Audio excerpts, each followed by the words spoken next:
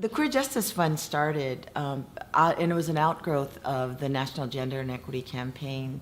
That campaign was all about was to really build both an approach to creating more robust social justice infrastructure that really focused on gender and equity. It was a natural outgrowth of the Gender and Equity Campaign that we would focus on the API queer community.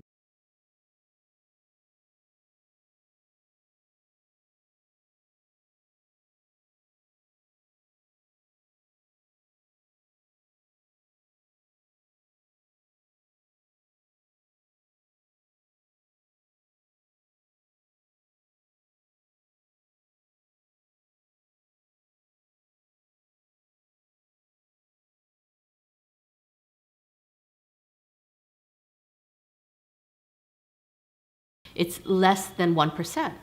And less than 1% is a number that we know at AAPIP because less than 1% is how much foundation funding goes to API communities in general. That gave me, a calling card to reach out to LGBTQ foundations as well as to other foundations that might be interested in funding LGBTQ communities. They didn't think that API LGBTQ communities had any sort of issues or challenges or needs, and that's partly because of this whole model minority myth about APIs who have a lot of money, not a lot of barriers that they're facing, etc. So we had to do a lot of peer education around that.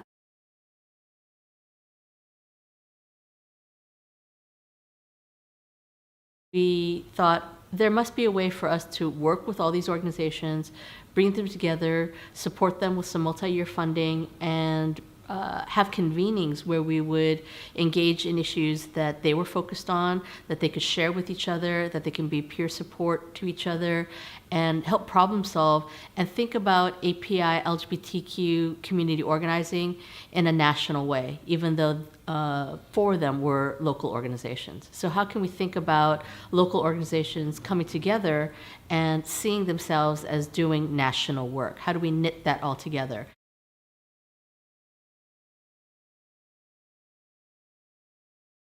A lot of the work that AAPIP is focused on has also been about ally work. The QJF Bridge Cohort organization did a presentation at our Giving Circle convening, and it was the first time that some of these Giving Circle members heard about LGBTQ issues, and they were so moved by what the Bridge organizations talked about that the majority of people left saying, we're going to bring this back to our Giving Circle members. We're always going to have an open call that does outreach to LGBTQ API organizations. We're also going to make a point of funding API LGBTQ groups if they're in our local area. And I think it opened up the space where the QJF Bridge cohort could see that the work that they were doing was resonating and having an impact to the broader API community.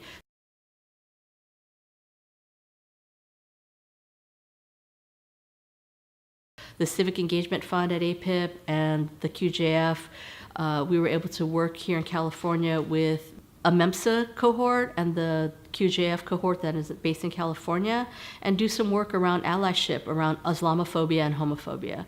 So I feel like those kinds of alliance work, building connections with other communities, making the connections to homophobia and Islamophobia.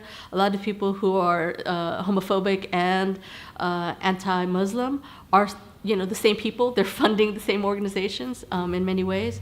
So we have to be really smart about making these kind of connections and not seeing our work in isolation.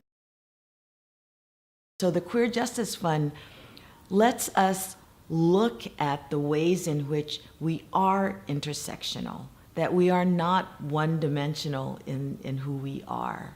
It becomes this resource, we hope, that's indispensable to the discourse around the construct of race and all of its complexities. We're not forgetting who we are. But on the other hand, we are multi-dimensional when we look at all the ways in which we identify, looking at who we are through a gender and sexuality lens. I really believe that if we use that as the portal and get to race and economics and disabilities and age and all of that, we will create real change